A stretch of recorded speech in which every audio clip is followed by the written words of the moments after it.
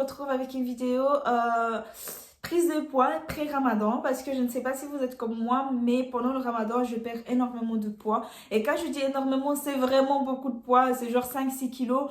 Et pour vous dire, moi je fais 50 kilos, j'ai 23 ans, je les ai eu le 20 mars, c'était mon anniversaire. Deuxième anniversaire en confinement, merci qui? Merci Macron. J'ai décidé cette année de prendre du poids pour pouvoir le perdre pendant le ramadan ou pouvoir le garder, qui sait.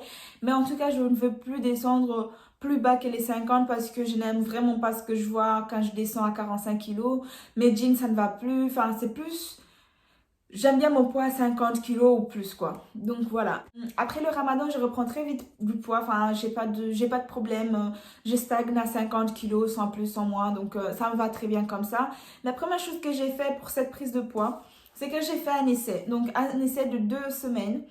Et tout est noté là-dedans. Si vous voulez une vidéo beaucoup plus spécifique, beaucoup plus explicative, bah, vous avez qu'à m'écrire en barre de commentaires. Et je le ferai quoi. Là-dedans, qu'est-ce que j'ai noté? À chaque fois, j'ai noté le jour où qu'on était. J'ai noté 10 repas. Et parmi les 10 repas, il y aurait 3 gros repas. Genre vraiment les repas essentiels. Le déjeuner, donc un à midi et un à 18h. Ça, c'est les gros repas avec une grande portion. Entre le repas, j'ai calé à chaque fois un smoothie. Donc, ça me fait 3 smoothies par jour. Ici, je me mettrai la vidéo de mon smoothie lambda, enfin celui que je fais d'habitude. Et donc 3 smoothies, et ces smoothies sont hyper caloriques parce que pour vous dire que juste la banane elle fait déjà 100 calories, et donc tout le reste vous imaginez bien que j'arrive bien à 500 calories plus ou moins. Donc ici, et donc après chaque gros repas, je cale également des petits snacks. Ça peut être des brownies, ça peut être des gaufres, vraiment des choses super caloriques. Je m'en fous que ce soit bon pour la santé ou pas. Mon but c'est juste de prendre du poids. Et c'est pas un poids bien pour la santé, donc un poids combiné avec du sport ou tout ce que alimentation équilibrée, tout ça, ça m'intéresse pas. Je vais juste prendre de la graisse. Je suis pas une personne sportive, donc je vais pas essayer de combiner les deux parce que ça va pas marcher. Et donc, j'ai décidé de caler des brownies, que les choses mauvaises, quoi, que les choses qu'il faut éviter. Les choses qui vous donnent vraiment beaucoup de poids, j'ai calé ça et à chaque fois, j'essaye d'en manger un. Le fait d'écrire ça dans le journal fait que, en fait, à chaque fois, vous voyez à quelle heure vous devez manger, quoi. Par exemple, ici, si j'ouvre la page du truc, je vois que à 12h, je dois manger un beurek. Et donc, il est déjà préparé, je le mets ici également. Par exemple, à 13h, je dois manger un brownies plus un jus lambda. Je sais pas pourquoi j'ai lambda aujourd'hui, I don't know. À 16h, je dois manger des crêpes au chocolat. Je vous mets également ici, je les ai faites. Et à 18h, donc mon gros repas, c'était un sandwich. Là, j'ai pas mis les détails, mais c'était vraiment un sandwich bien garni, ok. Et pour moi, pour ma part, je mange jusqu'à 23h parce que je vais dormir plus ou moins à minuit, 1h. Donc 23h, c'était mon dernier repas. Et pour ce dernier repas, j'ai pris des gaufres, un jus et un jus hyper calorique. Et donc, vous allez vous dire que c'est un gros budget, mais ça ne l'est pas du tout. Je dépense en moyenne 50 euros. Et ouais, 50 euros en moyenne pour tout ce que je mange. Mais pour les gros repas, ça, je pioche un peu dans les affaires de ma mère. Enfin, je vis chez ma mère, donc j'ai pas de difficulté pour ça. Et donc voilà. Qu'est-ce que je voulais dire? J'ai également acheté des noix, parce que les noix, c'est vraiment très calorique vu que c'est de l'huile. C'est surtout, en fait, les noix avec lesquelles on peut faire de l'huile. Donc, les amandes, les choses comme ça. Je vous mettrai ici une vidéo de cela également. Et qu'est-ce que j'ai fait aussi? Pour m'aider vraiment à avoir faim, j'ai pris de la pétamine.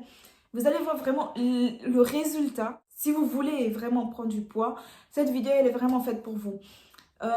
J'ai pris apétamine. Si vous avez besoin d'apétamine, contactez-moi. Je vous montrerai comment l'avoir. Enfin, pas très cher. Sur Bruxelles, je vous montrerai où aller le chercher. Et donc, si vous prenez aussi apétamine, c'est bien pour vous parce qu'en fait, ça vous donne envie de manger, donc vous ne devez pas forcément vous forcer. Les premiers 3 jours, ce que vous faites, c'est que vous ne mangez pas directement les 10 repas que je vous ai dit. Vous commencez, ça dépend de combien de repas vous mangez déjà. Vous introduisez petit à petit les choses à votre corps. Le temps que votre estomac se dilate un peu parce que sinon vous allez toujours avoir cette sensation de plénitude, cette sensation que votre ventre il tire et c'est pas agréable, vous allez vite arrêter. Alors qu'ici le but c'est vraiment prendre du plaisir à manger. Et donc, votre corps va vous réclamer de lui-même la nourriture après. Moi, je vous avoue qu'après 10 jours, donc j'ai fait 2 semaines, après 10 jours, je prenais plus la pétamine parce que mon corps me demandait constamment à manger. Donc, j'avais constamment faim et j'avais plus besoin de me forcer. J'avais plus sensation de plénitude plutôt. Et donc, je mangeais tout le temps. J'avais des snacks tout le temps dans mon sac. Mon sac, il est tout le temps rempli de petits trucs à grignoter. Donc voilà, deuxième chose que je vous conseillerais de faire, c'est de télécharger cette application-là. Cette application, elle va vous servir à mesurer les calories de chaque chose que vous mangez. Allez vous renseigner pour une femme, c'est combien de calories en moyenne et ça, c'est votre but. Vous achetez aussi un pèse-personne pour pouvoir vous peser. Vous êtes en moins 3 fois avant la fin de votre challenge pour voir si ça marche ce que vous faites. Ça sert à rien de vous poser une semaine après alors que vous ne savez pas si ça marche ou pas, la manière dont vous faites les choses. Comme ça va vous permettre en fait de changer des choses, de rajouter des choses, d'enlever des choses. Qui sait, donc c'est vraiment important de vous peser de façon constante et toujours au même moment. Donc vous ne pesez pas une fois le matin, une fois le midi, une fois l'après-midi. Le mieux c'est vraiment de se peser après avoir été à selle, avant avoir mangé et tout de suite oui, avant de ces 2 choses-là, vous vous pesez, vous savez votre poids normal. Et vous faites ça tout le temps, en même moment en fait. Donc voilà. Je sais pas si vous avez vraiment besoin que je fasse des vidéos beaucoup plus détaillées, beaucoup plus explicatives, beaucoup plus... Où je vous filme par exemple par jour ce que je mange. Et si vous voulez, écrivez-moi ça en commentaire. Je serais vraiment très ravie de vous faire ça. Moi, je vous dis à très bientôt avec une nouvelle vidéo. Et... mouah.